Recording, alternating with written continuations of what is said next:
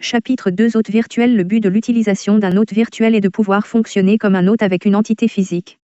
Beaucoup d'applications s'appuient sur l'interface physique du matériel, par exemple, le port série RS232 ou Bluetooth, pour fonctionner. Cependant, notre produit se concentre uniquement sur les applications réseau. Cela signifie que les principales transactions d'applications se font par le réseau. Vous devez faire attention si votre application appartient à cette catégorie. Concrètement, le virtual host que nous désignons ici est comme un conteneur pour le logiciel de système d'exploitation afin qu'il fonctionne. Du point de vue du système d'exploitation, le virtual host fournit un CPU, de la mémoire, de l'espace de stockage, une interface réseau, S, et d'autres types de périphériques pour qu'il fonctionne bien tout comme une machine physique le fait. Pour distinguer le système d'exploitation fournissant virtual hosts de celui qui fonctionne sur virtual hosts, nous appelons le système d'exploitation fournissant virtual hosts hostos ou host system ou base platform ou base OS, et le système d'exploitation qui fonctionne sur virtual host guest OS ou guest system. Le terme virtual host inclut parfois le guest OS. Mais dans ce chapitre, il désigne uniquement la collection de ses composants matériels émules. Pour qu'une machine physique installe un système d'exploitation, il est généralement chargé à partir des supports comme le CD ou DVD, ou via le réseau via TFTP. La machine virtuelle n'a pas ces entités physiques, mais elle doit simuler cet environnement. Pour installer un système d'exploitation dans la machine virtuelle, vous devez préparer l'image du CD/DVD de ce système d'exploitation, généralement au format ISO. Une fois l'image du CD/DVD placée à l'endroit approprié, le système d'exploitation hôte peut la charger dans la machine virtuelle. Avant d'utiliser l'hôte virtuel, il est nécessaire de décider des spécifications matérielles émulées, par exemple, la taille de la mémoire et de l'espace de stockage, le nombre de CPU qui peuvent être utilisés par le système d'exploitation invité, ou le nombre d'interfaces Ethernet que l'hôte virtuel doit avoir. Certaines des attributs doivent être décidés correctement dès le début, certains peuvent être modifiés plus tard. Par exemple, la taille de l'espace de stockage peut être modifiée à tout moment. Cependant, une fois que le système d'exploitation est installé, redimensionner l'espace de stockage nécessite de repartager et de formater le disque dur depuis le système d'exploitation invité. Ce n'est pas comme redimensionner la mémoire que le système d'exploitation invité peut l'utiliser immédiatement. Ces problèmes doivent être considérés au début. La plateforme de base peut avoir plusieurs instances d'hôtes virtuels en cours d'exécution. Si la quantité totale de mémoire allouée aux hôtes virtuels en cours d'exécution est supérieure à la mémoire réelle que peut fournir la plateforme de base, alors certains hôtes virtuels pourraient ne pas pouvoir démarrer ou certains d'entre eux pourraient rencontrer des problèmes de pénurie de mémoire.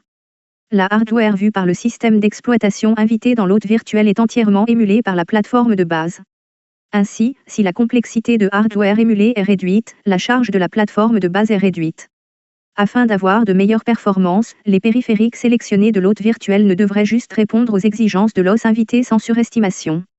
Comme mentionné précédemment, la plateforme de base est destinée à faciliter l'arrangement du réseau des hôtes virtuels. Chaque hôte virtuel peut avoir plusieurs interfaces Ethernet placées dans différents ponts, et chaque pont appartient à un sous-réseau différent. Le rôle de chaque pont est géré par la plateforme de base. Chaque système d'exploitation invité peut avoir un usage différent sur l'interface S Ethernet. Par exemple, un utilise un client d'HCP pour récupérer une adresse IP, tandis que l'autre utilise un serveur d'HCP pour distribuer des adresses IP pour ses clients à utiliser. Dans ce cas, il est nécessaire de noter s'il existe deux serveurs d'HCP sur le même sous-réseau, vous ne devez autoriser qu'un seul pour éviter les collisions. Si un pont A est NAT accent aigu par l'autre pont B, le trafic réseau provenant des hôtes se connectant à bridge A vers les hôtes dans bridge B sera NAT accent aigu en utilisant l'adresse IP de bridge B comme l'adresse IP source dans l'entête IP. Ces contraintes doivent être étudiées avant de déployer des paquets logiciels dans les hôtes virtuels. Parallèlement au choix du pont auquel se connecter, la configuration d'une interface réseau nécessite également de spécifier la carte Ethernet simulée dans sa machine virtuelle. Et le système d'exploitation invité doit avoir le pilote approprié pour utiliser Ethernet. Fournir des sources d'horloge haute précision dans les hôtes virtuels est stressant pour la plateforme de base. Cependant, le timing de la source d'horloge est lié à la fréquence à laquelle le système doit réagir aux événements du système. Si vous constatez une réponse lente de l'os invité, cela pourrait être lié au timing de la source d'horloge. Windows System utilise généralement une source d'horloge à faible fréquence afin de ne pas avoir de problème de source d'horloge. Sur les systèmes basés sur Linux, si des problèmes de source d'horloge sont rencontrés, veuillez passer à l'utilisation du KVM Clock. Pour chaque hôte virtuel, un port TCP est assigné afin de pouvoir connecter le console de l'hôte virtuel en utilisant VNC Viewer ou Spice Client. Cette connexion réseau est également régie par les politiques d'accès de la plateforme de base. Vous devez vous connecter depuis le réseau où il est autorisé à accéder à l'hôte.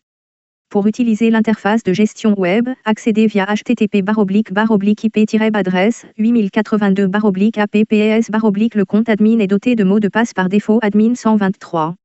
Vous pouvez modifier le mot de passe ultérieurement via l'interface de gestion web.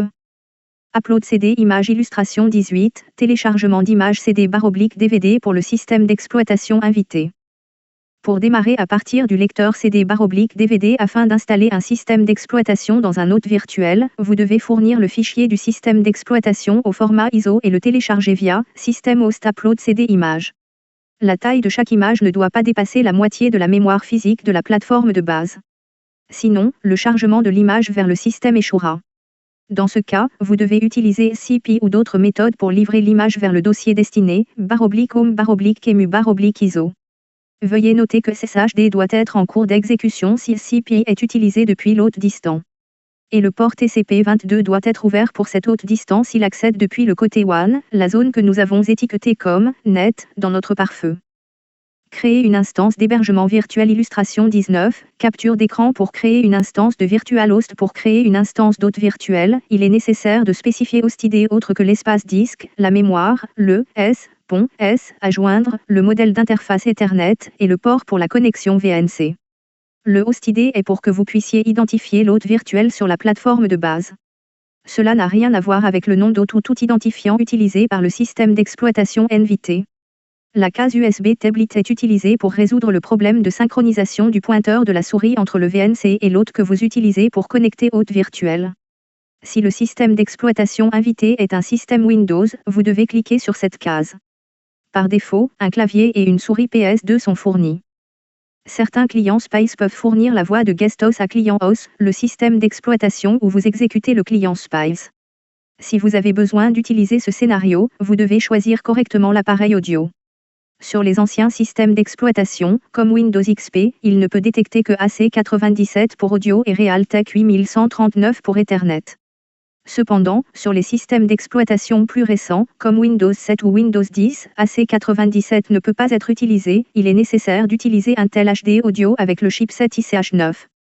Nous ne pouvons pas lister toutes les conditions possibles ici et fournir toutes les solutions, vous devez évaluer le matériel émulé approprié avant d'installer le système d'exploitation souhaité. Une fois que vous l'avez terminé en cliquant sur « Ajouter », l'ID de l'hôte apparaîtra sur le côté droit. S'il n'y a rien à modifier ou à affiner, vous pouvez simplement aller dans « System Host Management » pour installer image CD/DVD sur l'hôte virtuel.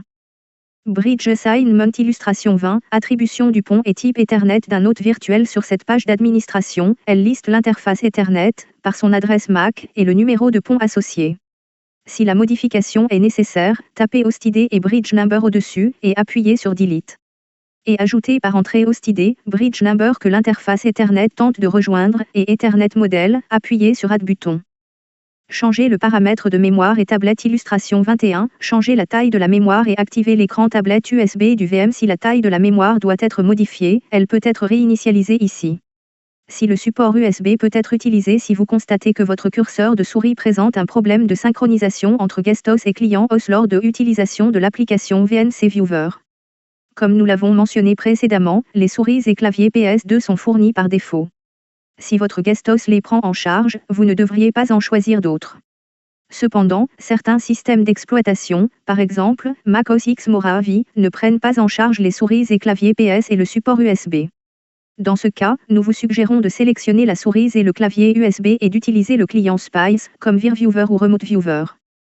CPU and chipset illustration 22, changez le nombre de CPUs et chipset. Le chipset Intel PI est utilisé par défaut lors de la création d'une instance de VirtualHost. Le chipset Intel PI est principalement destiné aux fonctions PCI Verizia, PCI ID et aux périphériques audio Telchu AC97. Et le chipset Intel ICH9 est principalement destiné aux fonctions SATA, Serial ATA. Ainsi, si vous prévoyez d'émuler un disque ID, utilisez PI, pour SATA, utilisez ICH9. Certains systèmes anciens ne supportent pas les disques SATA. Dans ce cas, vous devez utiliser PI. Usuellement, nous utiliserons le même modèle de CPU que celui utilisé par le BASOS pour l'émulation sur le GuestOS. En cas où certains des systèmes d'exploitation nécessitent l'utilisation d'un modèle de CPU spécifique et de drapeau de CPU, vous pourrez les sélectionner à partir de cet écran également. Paramètres du dispositif de stockage illustration 23, Extra Storage Device Setting. L'écran ici ne peut pas apparaître dans la distribution standard, il est utilisé pour fournir programme Flash pour charger des BIOS personnalisés et des périphériques de stockage supplémentaires pour des applications spécifiques. Les images fournies doivent être placées sous /home /extra afin d'apparaître dans la liste de sélection. Le BAS-OS fournit généralement un seul disque en tant qu'appareil de stockage pour le guest-OS. Si nous souhaitons provisionner des disques supplémentaires, ces disques supplémentaires seront placés à HDB et HDD lorsque l'on utilise le BUID. Si ICH9HI, SATA, est utilisé, les deux disques supplémentaires seront placés avec des identifiants de BU devant le disque que Virtual Host Original a. L'image disque doit être fournie au format CO2. Vous pouvez utiliser l'outil Kemuin sur un autre système Linux pour convertir l'image disque des autres formats. La redirection USB se produit entre le guest OS et le client OS lorsque le client Spice est en cours d'exécution sur le client OS. Cela ne permet pas d'utiliser la redirection USB à volonté. Sur le guest OS, il doit détecter les périphériques USB 2.0 fournis par le contrôleur USB ICH9, SI et UCI, ou les périphériques USB 3.0 fournis via le chipset NEC.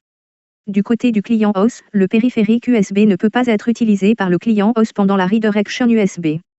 Certains clients Spice demandent d'installer un paquet logiciel supplémentaire pour la redirection USB. Par exemple, Remote Viewer a besoin de SBDK pour que la redirection USB fonctionne dans l'environnement Windows. Si l'image BIOS ou EFI personnalisée est fournie sur cet écran, vous pouvez simplement la démarrer à partir de l'écran Host Management sans spécifier d'option de démarrage.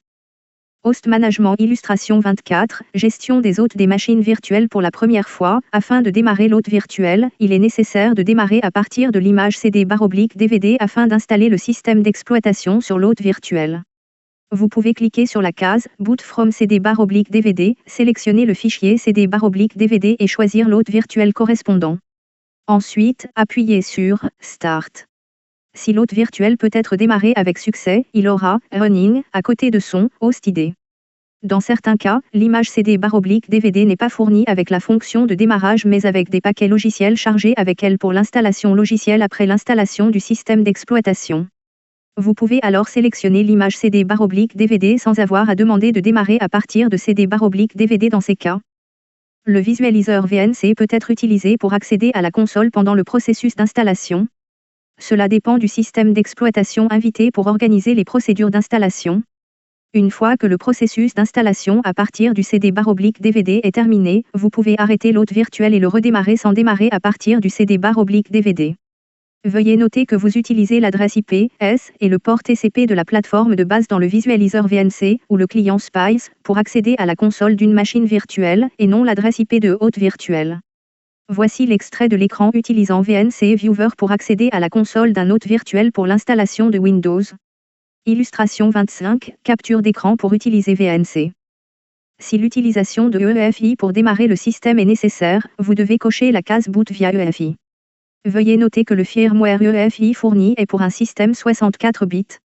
Par conséquent, les exécutables EFI sur les supports correspondants doivent également être des binaires 64 bits. Vous pouvez également utiliser le client Spice pour accéder aux consoles de la machine virtuelle. Le client Spice ne fonctionne pas aussi finement qu'un client VNC, mais il permet la transmission audio vers le client. Vous pouvez utiliser n'importe quelle adresse IP de base plateforme via Spice ou VNC client pour accéder à un hôte virtuel. Si l'hôte virtuel est chargé avec Microsoft Windows, vous pouvez utiliser son Remote Desktop Service, et vous devez utiliser l'adresse IP de cet hôte virtuel directement, pas les adresses IP des plateformes de base.